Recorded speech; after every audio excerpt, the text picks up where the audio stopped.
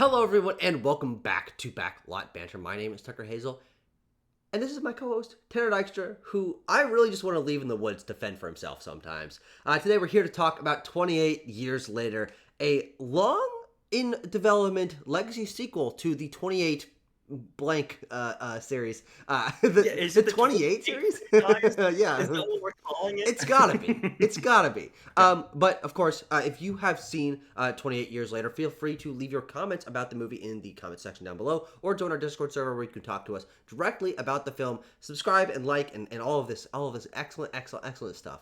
Tanner, Mm-hmm. Danny Boyle, Mm-hmm. he's back in the cinema. Boyle's back in the seat, baby. All How do you right. feel Boyle's about back 28 in the years later? Boyle cooked. All right. Boyle cooked with 28 years later. I was anticipating this film quite greatly, and I don't think I came out of the theater disappointed here. This is a fascinating film in the grand tradition of Danny Boyle making fascinating films. To varying degrees, they may work for folks, Mm-hmm. but he is never not gonna take a gamble on Sure. stuff creatively or directorially. Yeah. Um, and what we get here is not like a grim and gritty zombie apocalypse movie or anything like that No. necessarily. Yeah. It is a coming of age apocalyptic trek Yeah.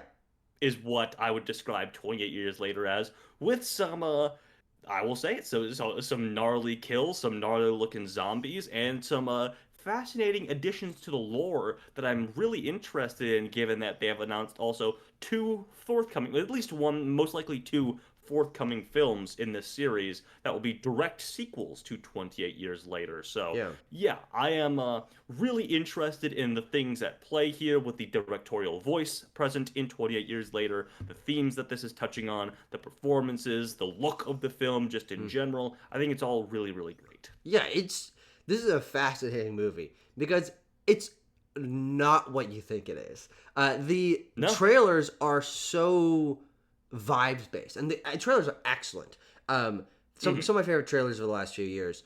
They're so vibes based. You're like, oh, there's just some cool imagery here. Okay, I see a Mm-hmm. face of an actor for a second, fleetingly. Oh, then it's gone, and then it's just like some skulls and like people turn into the wood or whatever. And Right, so I was right. like, yeah, okay, so yeah, so it's a zombie movie. It's a zombie apocalypse movie, yeah, Yeah, and there's like an island separated by water. yeah, Cool, okay, got it. great, got it.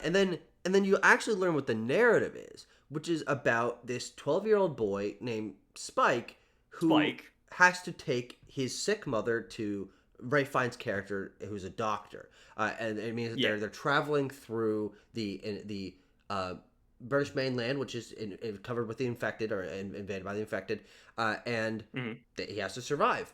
And that is, I had no idea about that going in, Mm-hmm. and so realizing the movie was about that, and then taking a little bit honestly because I was so surprised that that's what the movie was about, and that Spike was actually the main character. It took me a bit once I realized that's what was going on to settle in to what the movie really was. But I do think that as their journey continues, you get, I think, just better scenes. I think the movie gets better as it goes. I liked Interesting. the Sure. opening Yeah. sequence, long opening sequence Yeah. with Spike and his dad, played by Aaron Taylor Johnson. I think it's solid. I think it's fine enough.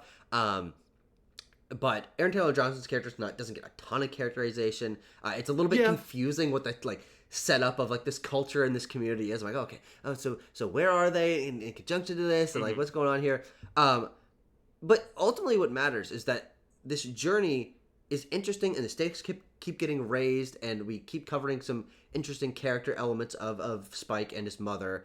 To where by the end of the movie, I'm like, that is not what I expected this to be, but it is so unique. Mm-hmm.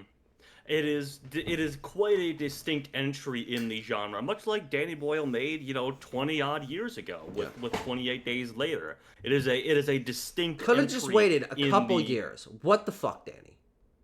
Yeah, I know. It's But not. It's he had to not get it out 28 years now. later. It's not. He had to get it out now. Yeah, and anywho, uh, where was I going? Where was I going with this? I was gonna say that, yeah, I mean, the thing that immediately separated 28 Days Later from the rest of the zombie genre, and also like kind of like rebooted, kickstarted that genre at the beginning of the new millennia, Whoa. is that it wasn't zombies. It wasn't like fantasy undead or science undead stuff. It was a rage virus, Yeah. which I think gave a distinct layer to the creatures, the infected, whatever you want to call them, that they were ultimately still living human beings. Hmm. But they were just hell bent on murderous violence and things like that. And I think this film is really advancing on that idea in interesting ways. I mean, spoilers for the film, I guess, but you see that there are like different versions of them now. There are the slow ones, the fast ones, and of course the alphas who the infection affects like steroids or whatever. And there's also like a pregnant zombie who gives birth to a non-infected I just keep using the word zombie, so forgive me. A pregnant infected who gives birth to a non-infected baby, which is a crazy thing that Danny Boyle just puts in here and is probably going to be, advanced upon Yeah. in the following films. But you get these It's moments of like just seeing the Kiri in infected too. Avatar. Yeah, you get these moments in the film too, where we're just like spending a little time with the infected, kind of like standing around, Yeah, and yeah, you're yeah. like, oh, they're like a different species now, or like Yeah. they're kind of forming like a crude society of sorts, where there's like a Yeah. hierarchy of power and everything. I mean, just that's just one of many different interesting ideas that are in this film that really, is really interesting as an entry in the like zombie apocalypse genre. Yeah, yeah, and that world building is what takes the next step for me because I like quite a bit as we'll get into the core narrative of Spike and his mother. Hmm. But it's not like amazing to me. But I think it is balanced out by the fact that I do think that the world that they build is really fascinating. The idea that especially the rest of the world is not actually impacted by this. I And mean, and that's just cool. yeah, It's just and cool. we learn about that through this character Eric, who is a member of Hmm. the Swedish military, whose boat crashes and he's washed up on the island. He's like, I'm screwed. Like I'm never getting picked up because I no can't one's leave yeah. now. There's no way Yeah. for me to get rescued. Um, and then of course also this isolated island that their community lives on that has this bridge made of salt that like is only accessible during low tide. I'm like, oh, that's just great imagery. That's a great concept. It like Hmm. it clicks in your head immediately. Okay, what this Yeah. means is that that they're most of the time protected from the infected reaching them. But it Yes. also means that if you're on the mainland when it's high tide, you can't get back. And so like that is a really effective and interesting and visually interesting way to set up the rules of this world.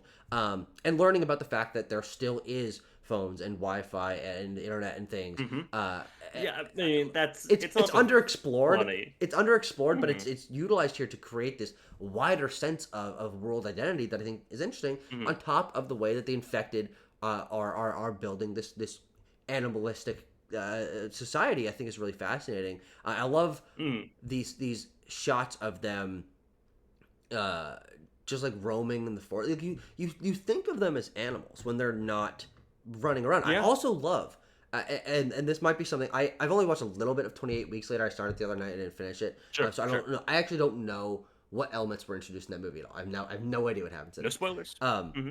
but I love that the infected are just dirty, naked humans in this. Hmm. One of my problems, I'm watching the Walking Dead right now, and one of my problems is when I see a walker in that series, and they're just wearing like really like their just clothes are still fine. I'm like, you've been out in the shit for literally For years at this years. point. Why are you Uh-huh. still wearing like any clothes? And why aren't they like screwed up? But Yeah. seeing them just be like naked and to the point where they're there's dicks flopping around, it There creates are this dicks like flopping around. yeah, it creates this like naturalistic, animalistic identity to the infected in this movie that feels very different from obviously the slow, shambling zombies that we're used to in other films, but Yeah. specifically the fact that they aren't clothed, I think like makes them fit into the natural surroundings a little bit more. Like they It almost does. camouflage with like the creek beds and forests and things. they feel like I mean there's a number of times where they felt like early man, like primitive Yeah, humans or Neanderthals or whatever, like that they are like ultimately evolutionarily different now than humans, that yeah. they've been almost the clock has been like wound back on them for some reason, which is Oh, it's just because of the rage which is yeah virus. just oh, the rage virus. That's a Oh, I good point. forgot That's a great about that. point. Oh. Ah, the fucking rage virus. Um, but no, it's really really compelling, and there are a number of compelling ideas also at play. If we want to like actually talk about Spike and his parentage and the Yeah, village and everything like that. Um, I mean, directorially, we should talk about how Danny Boyle layers in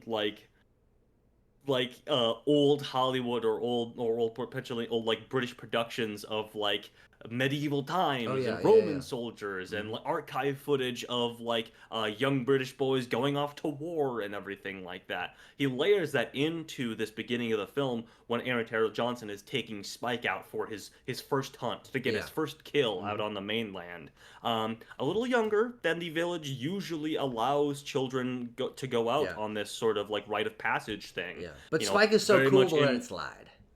exactly, very much invoking that Aaron Taylor Johnson is sort of pushing him into this potentially before he is ready, Yeah. sort of like a going off to war sort of thing. That Yeah. now you are no longer a child, you are at war now with the infected on the mainland. Yeah. And of course, drawing that parallel with the things I just mentioned, with the the archive footage that is put in here. Yeah. And the filmmaking of this movie is again something that also really surprised me, because the trailers showcase most of the like high production value shots of the film, or they're Hmm. focused more on that side of the filmmaking, which is these really beautiful drone shots, which is these big sweeping camera movements that make it feel a little bit more Hmm. grand, where we're exploring and set in like the British wilderness with like crumbling castles and things like oh I've never seen that Hell before in a yeah. movie like this. Uh-huh. But the movie plays both sides of the coin. It is Hmm. both a very high production value epic movie in many of these shots, but Danny Boyle also is like getting in the trenches and doing like super fast editing and like crazy whip zooms and like all this like crazy classic Boyle Yeah. editing that frankly I really do not like. And I really did Okay. not like these sequences where I'm like, that's his style. I have to go with it. It's fine. But there were Uh-huh. just some moments where I'm like, that sequence from like Taken 2 that people make fun of Liam Neeson jumping the fence. Oh yeah. There are some moments Tucker, in this you'll find movie. that it's a Taken Okay, 3, my fucking excuse bad. you. My fucking bad. But there are moments in this movie where there's like so many cuts on the exact same thing, and I'm like, okay, all right. Like they just kind of like I'll be like I'll roll my eyes at it, but I do appreciate that Danny Boyle is directorially bold enough to mesh together two types of filmmaking that are obviously very much geared to matching the energy of the moment. If it's something frantic going on, if it's something quick going on, you use that quick editing versus the long, slow shots of exploring the countryside. No one else is really like inserting in their big epic No. adventure movie these you wouldn't download a car. Yeah, well, Danny Boyle very much comes from the you wouldn't download a car era, Yeah, where like that frantic sort of sense of editing is meant to evoke certain emotions yeah, in your audience. I mean, that is all over 28 Days Later, and even in the moments where his hand is a little bit heavier in 28 Weeks Later, there's some of that as well. mm, But yeah, here it is. It's just so interesting to see, frankly, a strong, creative choice in yeah, a blockbuster horror movie definitely. like this. And here I thought you were gonna dog on the kill shot cams, Oh no, I like which that. are objectively cool. And No, I like them. I don't know if you have seen, but perhaps the audience has seen the behind the scenes photo of like the infected actor wearing the iPhone Arc Yeah, rig, with which is 28 basically how iPhones. they Yeah, captured this. Yeah. was just an arc of things, and you're like, well, how the fuck is that gonna like work in the movie? And then you see it, and it's whenever a zombie gets hit with an arrow or shot or whatever, we start on one end and we do like a 75% arc all the way to the other side, so like the camera angle completely changes on a very similar frame, and then the scene continues, the shot Yeah. continues there, where we see them fall down, get knocked down, get killed, whatever. Hmm. So fucking cool. Yeah, it's very Like, interesting. where has that been done before? Like, It has it. They didn't invent the rig for it. they didn't invent the iPhone rig for it, but it's like video game kill Yeah, shot yeah, yeah. Sniper Elite. language being put into modern day filmmaking. Yeah, yeah, it's very, very cool. And so, filmmaking wise, I said there are some moments that I'm as much not as much a fan of, just on like a Hmm. personal level. But at the end of the day, I come with this side like, yeah, he's doing something that no one else is doing, and I have to respect that. Right, right. um, Um, we should probably refocus on Narrative. Spike and the Yep. human narrative here, uh, because yeah, there's the initial setup with Aaron Taylor Johnson, and then he realizes that like his dad's kind of living a lie, and Aaron Taylor Johnson wants Spike to live in a similar sort of lie where everyone thinks that he's like gone out and killed some Yeah. badass infected or whatever. A little bit like How to Train Your Dragon. Second time we're invoking that in our reviews this morning. Um, but yeah, and then he's like, "Fuck this noise! I'm gonna like go out there, find Ray Fiennes. He's a doctor. He can Yeah. help my mom, and then like we're gonna probably, I guess, live on the mainland or come back here and live separate from my dad because he's an asshole Hmm. who's cheating on my mom because he's given up on her. Like that is like the true emotional thrust now of the film. And we have a Spike who is, hang on, I gotta get this kid's name because he's quite good. Hmm. And Jodie Comer is kind of my Yeah. point, is the our duo for a majority of this film. Alfie Williams is the kid, Yeah, he the looks like an actor Alfie. name. He looks like an Alfie. Yeah. But no, like it's a really solid like thrust for the emotional narrative, Yeah. and then you get very nice scenes, very Yeah. like heartfelt, touching scenes because his mom has brain cancer, presumably, and is getting confused a lot of the time. Remarks that Spike looks like her father, and so sometimes has hallucinations where or episodes where she thinks that Spike is her father and is like guiding her through the countryside when she's a little girl. Like, this is really emotionally wrought stuff Yeah. that is in the middle of this gnarly zombie movie. Yeah. Well, it gives the movie just this like this genuine tenor to it that Yeah. that is part of the reason why I actually don't like 28 Days Later that much. Is I feel like it is partially lacking in these moments of like more genuine character connection. There are certainly moments of it, but this movie focuses a lot more on that character dynamic and having these slower scenes where it shows that this is still a dangerous place. But enough time has passed where not only people are obviously more used to it, but where the ecosystem has kind of mellowed a little bit. The Hmm. alphas are obviously the more extreme end of what the possible danger is in this area, but the movie actually ramps up to a mellow third act. Like the Yeah. craziest thing that happens is on the train when Eric gets killed by the alpha, and they have this moment Hmm. of getting the baby from the infected woman. That's the like in terms of tension and action and horror. Yeah. That's the craziest thing that happened. Well, I mean, I guess there's a moment where they're under the grate or whatever. But Yeah. that's very quick. But really, like the Hmm. last act of this movie, in my mind, is Ray Fiennes saving them by using a very peaceful method. He's not killing the infected. He's actually putting He's them not. to sleep for a little bit with a blow dart gun.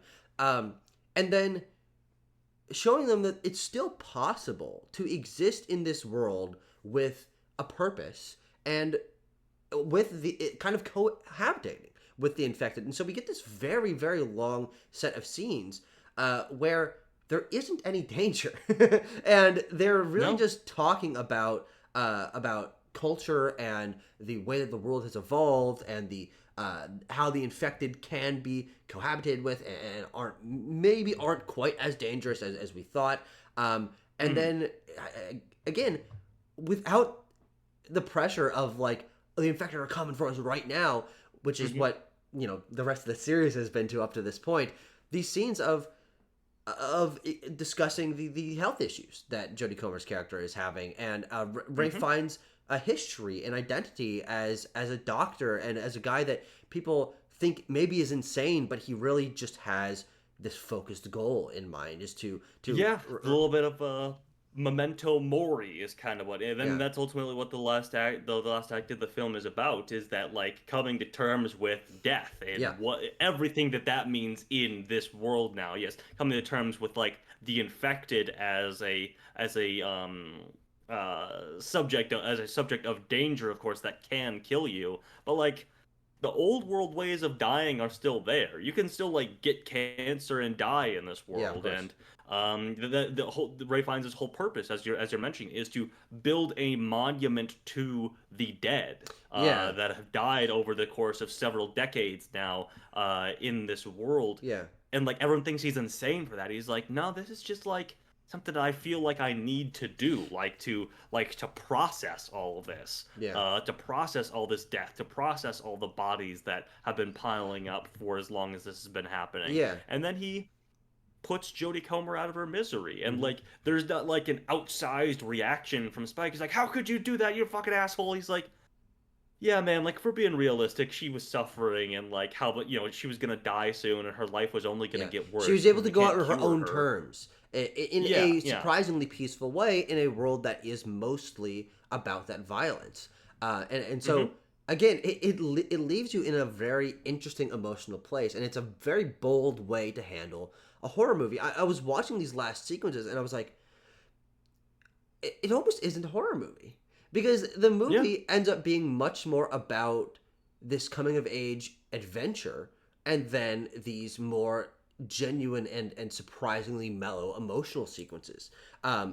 And so I was like, oh, like, you see these shots of towers of skulls and guys running through the woods and crazy infected and like the like night Hmm. vision infrared fucking like bright red eyes So thing. good, Very so cool shots. cool. That's what the Uh-huh. trailers were. But then Yeah. the actual movie, I'm like, no. I mean, I might actually be able to take my dad to see this, and he wouldn't be like freaked out. Like Yeah, whenever I exactly. tell my dad I'm going to see another horror movie, he like laughs because there's just so many of them. And he always like, Right. you going to see another like a scary movie? Is it a Uh-huh. scary movie, Tucker? And so yeah, I say yeah, because I'm going to see this, but then I'm Uh-huh. coming out of the movie, I'm like, not really. Like yeah, there's Yeah. these intense moments, but it's much And there's more dicks flopping around. yeah, which would of course terrify my father. Of course, naturally. he'd be No, I'm, like he'd I'm, be like I'm just this. talking like, but like, yeah, we're saying this and that it's not really a horror movie, but it's also not something that like I don't think this movie is going to do very well with Mm, general audiences sure. because it is kind of both. Yeah, It yeah. it Hmm. has its gnarlier, uglier moments, but it also ends on a softer, more considered note, Sure.